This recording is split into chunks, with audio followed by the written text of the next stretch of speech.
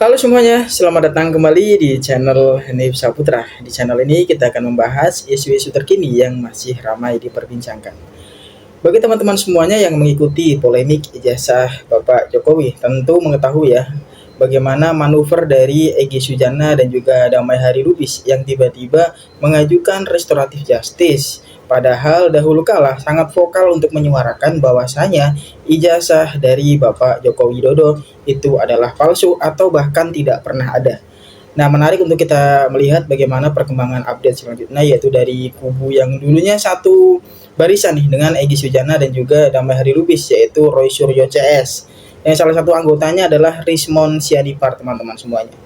Ini menarik ketika Roy Suryo CS juga diminta untuk mengajukan restoratif justice oleh pihaknya dari Bapak Jokowi, karena menilai jika mereka mengajukan restoratif justice maka perkara ini akan segera selesai.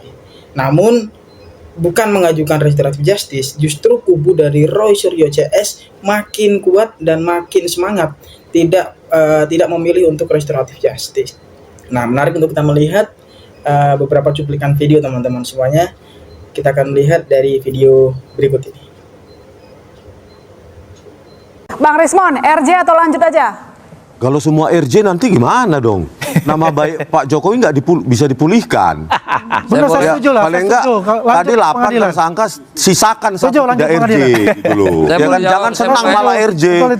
Jadi kalau memang mau dipulihkan ya jangan semua di RJ-kan, sisakan satu misalnya. Lanjut, yang pertama tanggapan saya kepada Pak Yakub.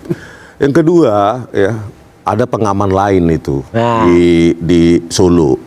Tapi nanti jangan diceritakan, nanti ditiru lagi. Biarin aja ditiru. Iya, ya. Kemarin jadi selain Embos maupun Embos maupun Watermax, ada satu lagi memang UGM keren gitu loh, Universitas keren. Ada yang namanya hologram. Itu. Dan kami lihat kok nggak ada ya? Itu satu itu. Yang di Jokowi yang nggak ada maksudnya. Yes, di Solo terbukti ada hologram. Memang UGM keren.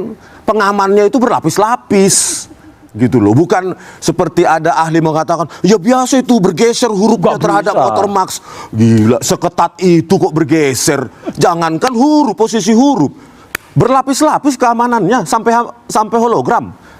Lanjut, pada saat gelar perkara khusus 15 Desember ya 2025 ada yang aneh.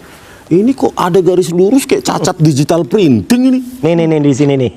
Lurus di sini nih. Lurus cacat digital cacat printing. Ini. Terus ada lagi di sini di kanan 2 titik, di atas 1 titik, di bawah itu kayak tinta-tinta berantakan nggak jelas.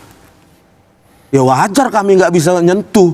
Kalau kami sentuh kami raba, ini digital printing ini yang belum ada teknologinya pada tahun 85. Begitu. Nah, itu dia teman-teman semuanya, itu pengakuan dari Rismon Sianipar yang mengatakan masih ada banyak kejanggalan nih dari ijazah Bapak Joko Widodo. Hal inilah yang memperkuat RRT, yaitu Roy Rismon Tiva, untuk semakin maju terus nih, tidak mengajukan restoratif justice. Nah, ini kita akan kembali menonton ya video selanjutnya. Bagaimana Bang DHL dengan kenapa Bang DHL cuma mikirin DHL dan Bang Egy saja? Bagaimana dengan kami? Kalau tidak ada pertemuan tanggal 15 yang diinisiasi oleh Bang Egy Sujana, yang tanggal 15 juga nggak datang ke UGM, entah kemana. Ada yang bilang mampir ke Polda, ada yang bilang mampir ke Mabes Polri, ada yang bilang sakit, ada yang bilang ditahan. Kenapa nggak datang? Kalau tidak ada pertemuan kita 15 April tersebut, ada nggak kasus ini? Saya jawab dong. Jawab. Pertanyaan itu UGM lain jawab. Saya hadir walaupun saya keberatan. Saya bilang saya tidak meminta. Nah, ini tertulis ini. Tanggal 15 Desember saya tidak minta untuk diadakan gelar perkara. Kenapa saya diundang? Namun saya menghormati penyidik, saya menghormati lembaga Polri, saya hadir. Tentunya saya hadir, ya kan? 1 jam paling lama, itu juga dipotong istirahat, saya pulang. Kabarnya sampai setengah 12. Bang Egy saat itu di mana? Tanggal 15 April. Ini Desember yang dibeli. Iya, 15 April 2020. Kan ada pengacaranya di situ. Saya nggak mau, sebetulnya saya nggak perlu jawab. Soalnya ada isunya ke Polda, ada isunya tanggal 15 April 2025. Iya kan ada pengacaranya, Katanya sakit, katanya ditahan. pengacara kuasa itu umum Padahal itu kan berlaku. sebagai ketua TPUA harusnya bertanggung jawab Oh hadir jangan, 15 April 2025. jangan. Itu udah salah. Saya mau ikuti juga secara hukum organisasi keliru, secara KUHAP juga keliru, undang-undang advokat. Itu sudah ada anaknya selaku advokat, sudah ada Al-Katiri, sudah ada yang namanya Elida. Udah cukup. Jadi sulit saya menjelaskan itu. Mendingan saya nggak jawab aja, tapi saya udah terangkan. Itu hak. Nah itu dia teman-teman semuanya, pengakuan juga dari Damai Hari Lubis yang dinilai berkhianat nih dengan kubu dari Roy Suryo, Rismon Sianipar, dan juga Dr. Tifa dan kawan-kawan lainnya, yang dulunya sangat vokal nih untuk membuktikan keaslian dari ijazah Bapak Joko Widodo.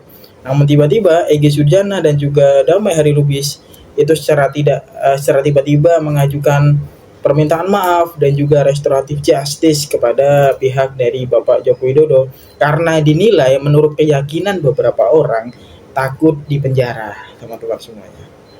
Nah ini bagaimana teman-teman memandang persoalan ini yang melihat kubu dari Roy Suryo, Rismon, dan juga Dr. Tifa dan kawan-kawan lainnya ini semakin tidak gentar dan semakin maju terus, walaupun ada beberapa pihak yaitu Egy Sujana dan juga Damai Hari Lubis yang secara resmi telah mengajukan restoratif justice dan bisa kita katakan itu menjadi termul, teman-teman.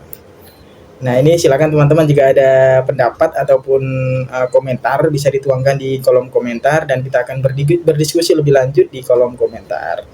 Sekiranya demikian untuk video kali ini, saya ucapkan terima kasih kepada kalian semua yang telah menonton video ini sampai habis.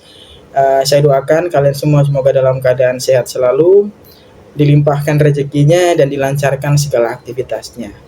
Saya Hanif Saputra, pamit undur diri dari video kali ini dan kita akan bertemu lagi di video selanjutnya. Terima kasih.